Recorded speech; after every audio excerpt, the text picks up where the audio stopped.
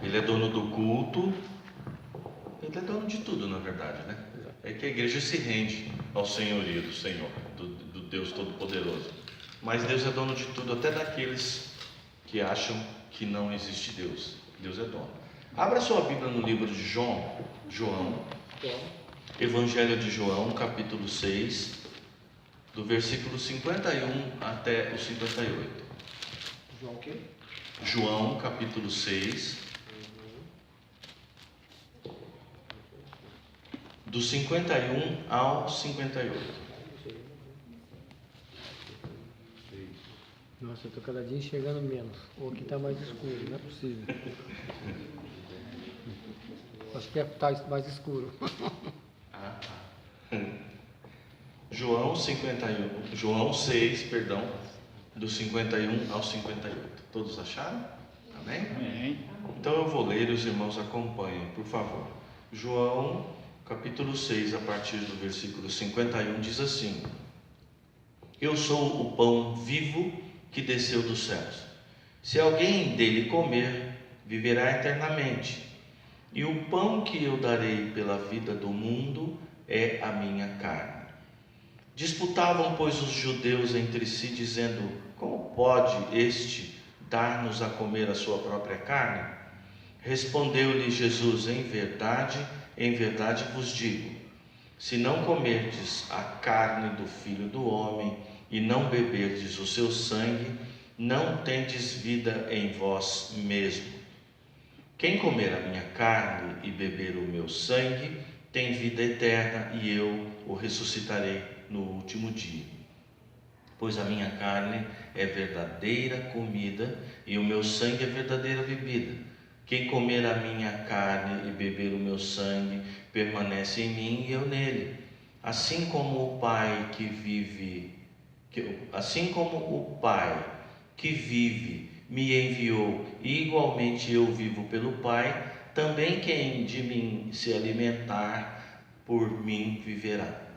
Este é o pão que desceu do céu, em nada semelhante àquele que os vossos pais comeram e contudo morreram. Quem comer este pão viverá eternamente. Amém?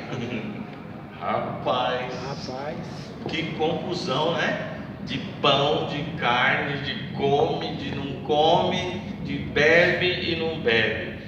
Mas nós vamos sair daqui melhorados. Pelo menos, se não entendermos o texto, sairemos um pouco mais críticos daqui hoje, né? Essa é a teoria do pão e do vinho. E aí, durante toda a história da igreja, houve grande confusão na interpretação desses textos que relacionam Jesus ao pão.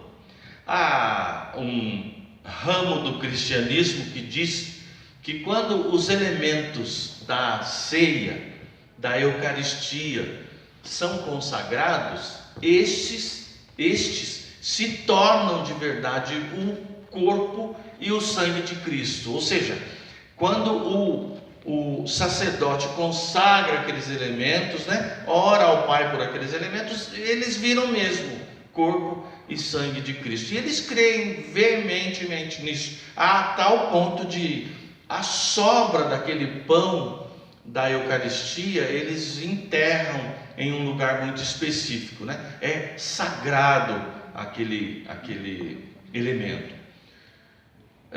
Você sabe, por exemplo, por que é que os católicos, quando passam na frente da igreja, fazem o sinal da cruz? Você, como um bom católico, sabe? Católico no sentido da igreja universal, viu, irmãos? Vocês são pertencentes à igreja universal. Católico quer dizer universal.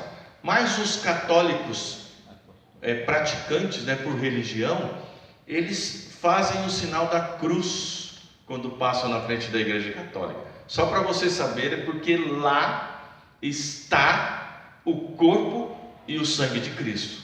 Então, em reverência ao corpo e ao sangue que estão naquele lugar, então o católico faz o sinal da cruz. Alguns dizem, eles se benzem, né? Mas na verdade é o crucifixo, né? Eles invocam o poder da cruz. Então quando você fala cruz, credo, você está invocando o poder, né, desses elementos. A cruz, né? Quando você fala cruz, não é à toa, viu? Isso é cultural. Você está chamando o poder da cruz. Quando você vê uma situação esdrúxula, você cruzes. Você está, sai de reto, Satanás, tá? Cruz, faça efeito agora. Quando você diz credo, aí você está com preguiça de rezar o credo todinho, você só clama o poder do credo. É de preguiça, para ficar mais rápido. Credo! Você vê uma assombração, você grita credo, não é? Você está dizendo, crê em Deus Pai Todo-Poderoso, Criador dos céus e da terra, crê em Jesus Cristo, todo aquele credo, aquela coisa. Então não é à toa. Quando os católicos passam na frente da igreja, eles se benzem, porque lá eles acreditam que está o corpo e o sangue de Cristo. Não é impressionante?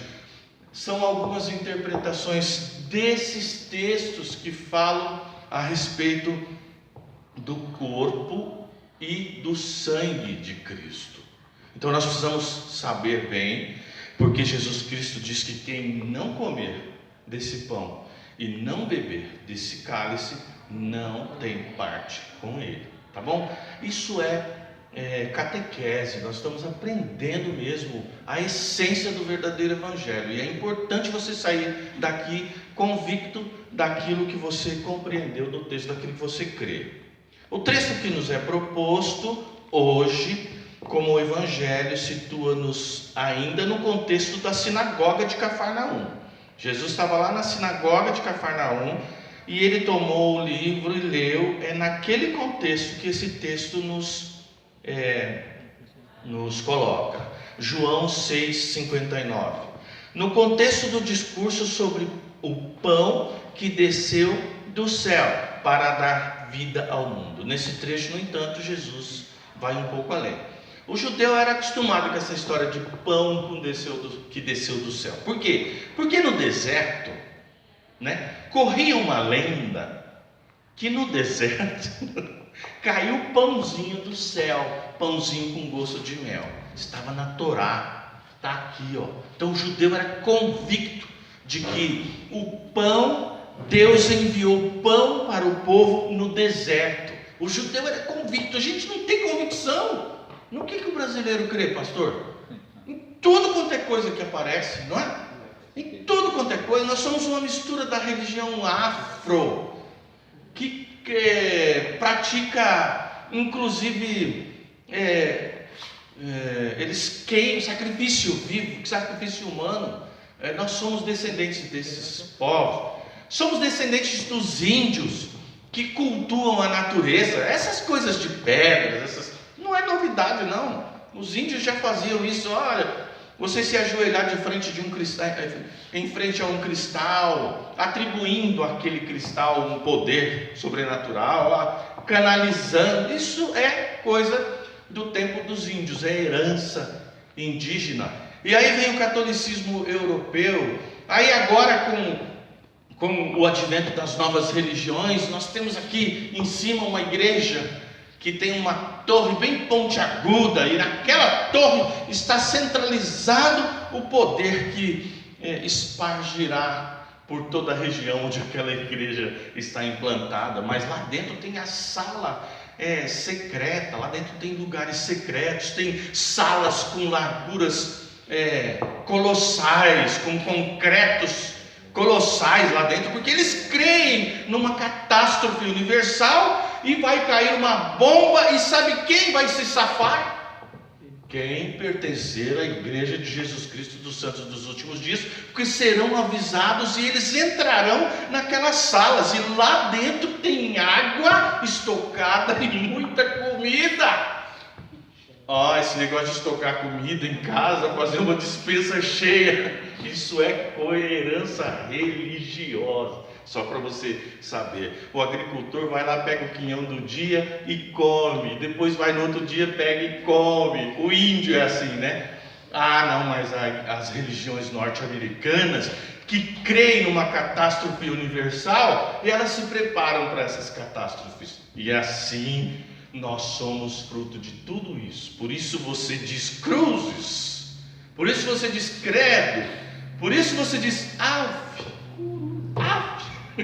Esse ave não é à toa, não. Você está dizendo Ave Maria, cheia de graça, o Senhor é convosco, bendita sois vós entre as mulheres. Toda aquela reza, você está dizendo que você aprendeu, recebeu isso culturalmente. Mas o judeu cria no pão que desceu do céu. O judeu aprendeu, porque a Bíblia manda os pais de Israel, fala para o seu filho, conta para ele a história, traz a memória, conta todos os dias, e aí vai incutindo no coração da criança. Quando ele fica grande, ele tem prazer em memorar o Deus que mandou o pão quando o povo precisava de pão no deserto. Mas aqui Jesus vai além. Jesus, além de ele dizer a respeito do pão, que ele é o pão que desceu do céu, Jesus convida aqueles fariseus que estavam ao seu redor a comerem da sua própria carne e beberem do seu sangue. E isso é novidade em Israel. Por isso eles ficaram bravos. Como assim? As questões levantadas foram concernentes a esse comer a carne e beber o sangue de Jesus, como ele convida. O discurso sobre o pão, em João 6, ficou, portanto, no esquema de João, com o seguinte enquadramento lógico: os homens buscam o pão material. É assim que é dividido o texto. Os homens buscam o pão material, Jesus traz-lhes o pão do céu que dá a vida ao mundo, e o pão é memorado, é relembrado na ceia do Senhor. Sendo assim, aí Jesus fecha o texto, ok? Só para você saber, o pão que desceu do céu. Jesus se intitula o seu corpo a carne, né? E o sangue o cálice.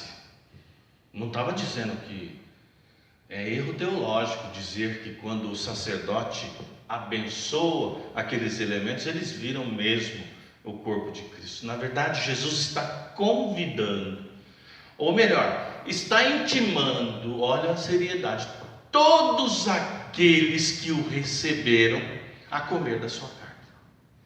Carne, no caso, é humanidade, não é? Carne, no caso, é este espaço tangível, é tudo que Jesus representava como gente de verdade. É o seu encargo pessoal. E o que Jesus fez enquanto homem, enquanto carne? Ele viveu absolutamente para servir.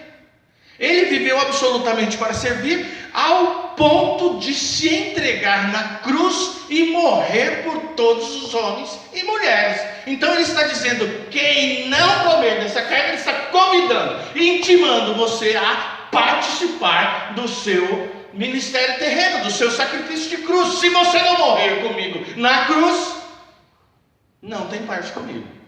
Olha só. E aí a gente entende tudo do jeito mais fácil, né? Nós temos preguiça de pensar, irmãos. É muito melhor você ver um vídeo hoje na internet que te explica algumas coisas, ainda que muito mal explicado, né? Muito melhor, porque aí você vem com aqueles argumentos mal explicados de alguém incompetente que tem acesso à mídia com uma explicação rasa. É assim que somos. Aí o padre vai lá no púlpito e despeja umas bobagens e você não tem coragem nem sequer de questionar ou criticar. Jesus está convidando todos aqueles que ou aceitaram ou receberam a participar do seu sofrimento, a morrer na cruz, a se mortificar, a servir, a ser gente, humano o bastante para ser servo e não senhor. E aí no final se entregar, se preciso for, em favor de alguém. Jesus está convidando. Quem não participar desse esquema está fora. Olha só como é interessante o texto, né? Deu para entender? Então carne quer dizer a humanidade de Jesus. o que ele realizou enquanto gente. E o que Jesus fez? Morreu na cruz do Calvário por mim e por você. Hoje nós podemos glorificar a Deus à vontade. Por quê? Porque Jesus Cristo nos deu acesso de novo ao Pai. Mas ele não fez isso enquanto Deus. Esse acesso ele conquistou enquanto homem. Sabe como? Servindo. Ele foi servo, esvaziou-se de si mesmo e não teve pretensão de ser Deus. E agora a questão do sangue, hein, irmãos? O judeu não entende a palavra de Jesus no versículo 51. Quando Jesus se apresentou como pão vivo descido do céu para dar a vida ao mundo, eles entenderam que Jesus pretendia ser uma espécie de mestre de sabedoria, que trazia aos homens palavras de Deus. Pode ser que seja isso, né? Mas não é só isso. Agora, Jesus fala em comer a sua carne. Isso significa participar do seu sofrimento. Isso significa morrer com ele na cruz, a fim de que ressurja uma nova criatura. E você já é uma nova criatura, amém? Assim como você morreu com Cristo na cruz, você também vai ressuscitar com ele. Ele é só o primeiro. Na sequência, Jesus reafirma, dessa vez com mais desenvolvimento, ele não só vai dar a carne, a sua carne, mas também vai oferecer o seu sangue. E quem as aceita tem vida eterna. Quem aceita a carne e o sangue tem vida eterna. A referência ao sangue coloca-nos no contexto da paixão e da morte. Dizer que Jesus é carne significa que ele se tornou pessoa como nós, assumiu a nossa condição de debilidade, aceitando passar até pela experiência da morte. Dizer que é o pão é participar com ele. Por isso que o crente tem que comer a ceia, tem que comungar. Ele disse: façam isso, e é imperativo. Ele não está pedindo, ele está ordenando: comam e bebam. Crente que não participa da comunhão não entendeu a proposta de Jesus Cristo. Comunhão, lembra o que é comunhão? A igreja católica pega as criancinhas, não sabe nem ainda o que é nada disso, enfia um pão duro na boca delas. Não é isso não. Comunhão é participação mesmo, né, pastor? Muito mais profundo do que comer aquele pão. É participar da vida e morte de Cristo, conforme Jesus Cristo, nosso modelo, através da carne de Jesus. Isso é através da sua realidade física, o seu amor, o seu dom, a sua entrega. Ora, essa realidade se manifestou na cruz. Crente não pode ter medo de viver intensamente o Evangelho, ainda que lá no Afeganistão. Ele tem que viver, porque Jesus Cristo o ordenou. E se ele for entregue à morte, não fique desesperado. É claro que quem está vivendo sofre, mas a nossa esperança não se resume a esse estágio. Entenda isso. Não é aqui. É esquisito isso, né? Ainda mais a gente que vê um monte de filme de ficção, filme de terror, parece que tudo se resume aqui. Não é aqui. A felicidade dos contos se resolve aqui. O Evangelho não é conto. Ainda que nosso corpo entre em falência, o nosso Senhor Jesus Cristo tem um lugar preparado para nós, pertinho dele. Ele disse: aonde eu estiver, vós estareis também. A questão é, portanto, esta: Jesus não está falando da sua carne física. É transcendente. Entenda isso. A ceia atualiza essa realidade na comunidade cristã. Todo crente tem que tomar ceia, porque assim ele lembra que Jesus morreu na cruz. Mas não é lembrar com aquela cerimônia. Nós estamos errando. Estamos errando. Não é aquilo. É lembrar que ele padeceu na cruz e que você, profeta de Deus, está destinado à cruz também. No caminho do profeta não tem outra saída, tem cruz. Participar da ceia do Senhor é comer a carne e beber o sangue. O sangue é vida, não é? A carne é tudo aquilo que representa o que é ser humano, mas o sangue, para o judeu, ele tinha reservas com o sangue. Sangue é vida. Ele entendia que quando esgotava o sangue, acabava a vida. Por isso ele degolava o animal, né? Para ter certeza, ele degolava e deixava o sangue escoar. Quando parava de escoar, só assim ele entendia que aí não tinha possibilidade mais de ter vida. Morreu de verdade. Então, beber do sangue é participar da vida. Assim como você morre com Cristo enquanto homem, beba do sangue. Beber do sangue é participar da vida. Jesus Cristo, ao terceiro dia, ressuscitou. E tem um texto interessante, eu não me lembro onde está, mas diz que quando Jesus ressuscitou, muitos ressuscitaram com eles e foram ter com seus parentes. Não é esquisito? Eu já vi isso em filme de zumbi. Imagina você estar em casa e um ente querido que morreu há um tempo atrás bater a sua porta e dizer: oi, eu ressuscitei.